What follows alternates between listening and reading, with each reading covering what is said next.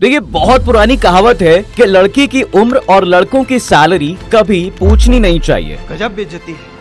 लेकिन यार, हमारे नेता अभिनेता माने एक्टर्स कितने पैसे कमाते हैं ये जानना मुझे बहुत पसंद है। और जाहिर है कि अगर आपने थंबनेल देखने के बाद उस पर क्लिक किया है तो आपको भी ये जानना है कि हमारे देश के पीएम नरेंद्र मोदी कितने अमीर हैं। भाई, आखिर वो 13 साल गुजरात के मुख्यमंत्री रहे हैं, 10 साल से देश के प्रधानमंत्री हैं, तो ऐसे में उन्होंने कितना पैसा कमाया ये तो जरूर जानना चाहिए। अब देखो, एक लाइन में बताऊं तो पीएम नरेंद्र मोदी के पास ना खुद का घर है और ना अपनी कोई कार या बाइक उनके पास, लेकिन पिछले 17 साल में मोदी की चल संपत्ति यानी मूवेबल एसेट्स में 25 गुना की बढ़ोतरी हुई है, बैंक बैलेंस में 33 गुना की बढ़ोतरी हुई है। अब यार, इससे ये तो पता चल गया कि पैसे में बढ़त तो हुई, पर पैसा कितना है ये नहीं पता चला। तो चलिए जरा डिटेल में देखते हैं और उसके बाद ये भी बताऊंगा कि आखिर पीएम नरेंद्र मोदी के पास ये इतना सारा पैसा आ कहां से रहा है। अब किसी भी नेता के पास कितनी दौलत है अगर आपको ये जानना है तो उसका सबसे सिंपल सोर्स होता है इलेक्शन कमीशन।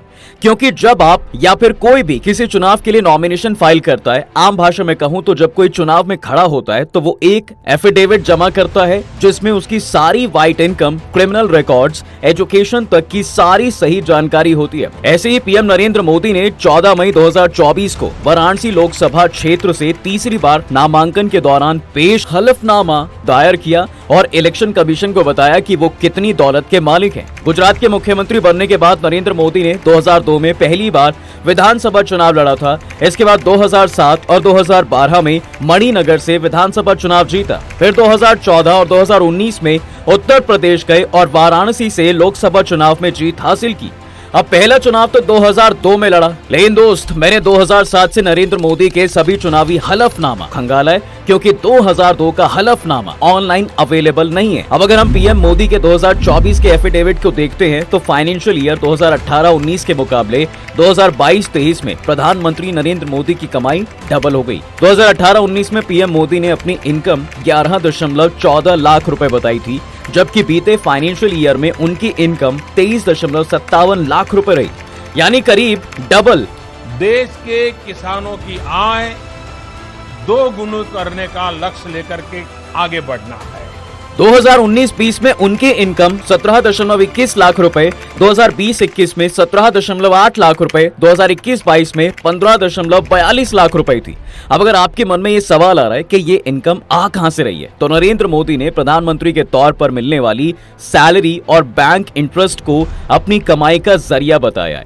और पीएम मोदी ने फाइनेंशियल ईयर 2023-24 में 3,33,189 रुपए का इनकम टैक्स भी भरा है। अब उनकी सैलरी कितनी है ये भी मैं आपको बताऊंगा, पर थोड़ा सब्र करो।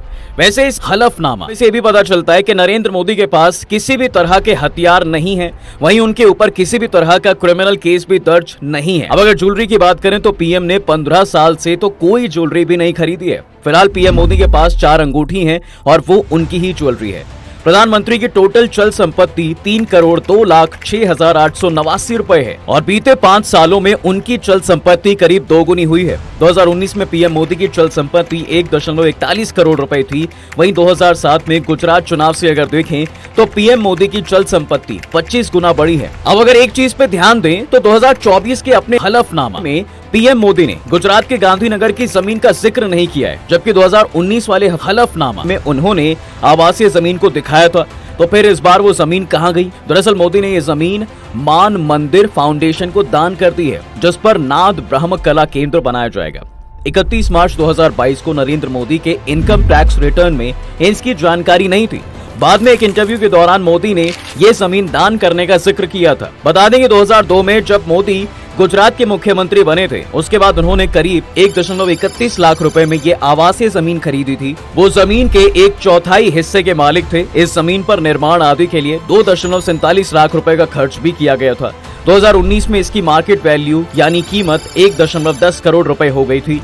इसके अलावा प्रधानमंत्री मोदी के नाम किसी भी तरह की कृषि या गैर कृषि भूमि और कमर्शियल बिल्डिंग्स नहीं है। इस तरह प्रधानमंत्री नरेंद्र मोदी की कुल चल और अचल संपत्ति मिला दी जाए तो वो तकरीबन 3.2 करोड़ रुपए हो जाती है। प्रधानमंत्री बनने के बाद से मोदी की संपत्ति में 5 गुना बढ़ोतरी भी हुई है।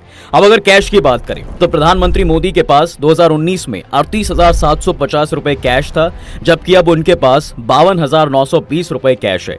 बैंक बैलेंस की भी बात कर लेते हैं। देखिए, पीएम मोदी के स्टेट बैंक ऑफ इंडिया की गांधीनगर ब्रांच के बैंक अकाउंट में 73,304 रुपए कैश जमा है। वहीं वाराणसी के स्टेट बैंक ऑफ इंडिया में 7,000 रुपए जमा है। साथ ही उसी बैंक में 2,85,60,338 रुपए का फिक्स डिपॉजिट भी है। 2019 में नरेंद्र मोदी के पास करीब 1.27 करोड़ रुपए का फिक्स डिपॉजिट था।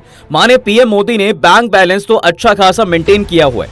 पीएम मोदी ने कुछ पैसा सेविंग्स, इंश्योरेंस और इन्वेस्टमेंट स्कीम में भी लगा रखा है। एफिडेविट के मुताबिक पीएम मोदी ने नेशनल सेविंग सर्टिफिकेट यानी एनएससी में 9,12,398 रुपए जमा किए। पहले उनके नाम करीब 2 लाख रुपए वैल्यू की LIC पॉलिसी भी थी। इसके अलावा 2012 से 20,000 रुपए का LNT इंफ्रास्ट्रक्चर बॉन्ड, जो कि एक टैक्स सेविंग था, जो अब नहीं है। माने अब इस तरह से कोई भी टैक्स मोदी जी नहीं बचा रहे हैं। अगर पीएम के पास सोने की 4 अंगूठियों की बात करें तो उनका वजन करीब 45 ग्राम है। मोदी के हफलनामे में इनकी कीमत 2,67,750 रुपए बताई जाती है। साथ ही गाड़ी घोड़े की अगर बात करें तो एफिडेविट के मुताबिक उनके पास कोई बाइक, स्कूटर या कार नहीं है। वैसे अगर होती भी तो उसमें उनका जाना लगभग नामुमकिन था, क्योंकि पीएम की सिक्योरिटी और प्रोटोकॉल्स होते हैं। ऐसे में वो सरकारी गाड़ी में ही ट्रैवल करते हैं। और अगर गाड़ी की बात करें तो मोदी जी की सरकारी गाड़ी अब वो पुराने जमाने वाली एम्बेसडर नहीं है, बल्कि लग्जरी कार है। आपराधिक मामले की बात करें तो उनके खिलाफ ना ही कोई आपराधिक मामला दर्ज है और ना ही किसी प्रकार की देनदारी यानी उधारी है। पीएम मोदी ने हलफनामे में अपने एजुकेशन क्वालिफिकेशन के बारे में भी जानकारी दी है, जिसके मुताबिक पीएम मोदी ने 1967 में SSC बोर्ड गुजरात से SSC की परीक्षा पास की थी। उन्होंने 1978 में दिल्ली यूनिवर्सिटी से आर्ट्स में बैचलर और 1983 में गुजरात यूनिवर्सिटी अहमदाबाद से मास्टर ऑफ आर्ट्स की डिग्री हासिल की है। अब मोदी जी ने ये एफिडेविट में बताया है कि उनकी सारी इनकम उनकी सैलरी से आती। तो फिर यार ऐसे में एक सवाल ये भी आता है कि देश के पीएम की सैलरी कितनी होती है जो मोदी जी की इनकम इतनी तेजी से बढ़ गई? चलिए ये भी बता देते हैं। वैसे कि आपने कभी सोचा है कि पूरे देश का भार जो इसके कंधे पर टिका हुआ है उसकी सैलरी कितनी होगी और सैलरी के अलावा भी क्या क्या मिलता है? अब ये तो मैं आपको बताऊंगा, लेकिन इससे पहले जीके का एक सवाल आपके लिए कि देश का पहला कार्यवाहक प्रधानमंत्री यानी एक्टिंग प्राइम मिनिस्टर कौन थे और क्यों बनाए गए थे? आपने अपने जवाब मुझे कमेंट सेक्शन में बताने हैं। मैं आपको पीएम की फिलहाल सैलरी बताता हूं। देखिए, भारत के प्रधानमंत्री की सैलरी की बात करूं तो वो 2 लाख रुपए महीने होती है, जिसमें उन्हें इन हैंड सैलरी तकरीबन 1,60,000 रुपए मिलती है। इसमें 50,000 रुपए बेसिक सैलरी होती है और व्यय भत्ता 3,000 रुपए और सांसद भत्ता 45,000 रुपए मिलता है। साथ ही 2,000 रुपए के हिसाब से रोजाना भत्ता भी मिलता है, जो महीने 60,000 रुपए हो जाता है। ये सभी मिलाकर 1,60,000 हो जाता है। प्रधानमंत्री को ये सैलरी साल 2014 से मिल रही है, तो अब कम से कम ये तो आप नहीं बोलेंगे कि यार सरकारी नौकरी में सैलरी कम होती है। आइए अब बात कर लेते हैं गाड़ियों और सिक्योरिटी की।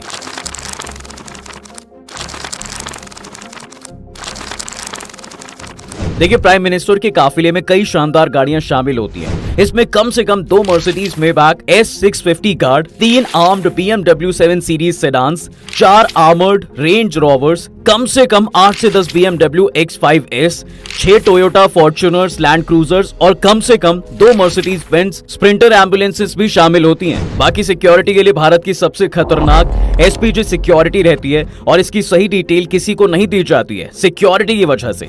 इसके साथ ही इनमें से कौन सी गाड़ी में प्रधानमंत्री बैठेंगे ये भी कोई नहीं जानता, क्योंकि पीएम कौन सी गाड़ी में बैठेंगे ये SPG ही तय करती है और गाड़ियां बदली भी जा सकती है। माने जैसी जरूरत होगी उसके हिसाब से सब चेंज होता रहता है।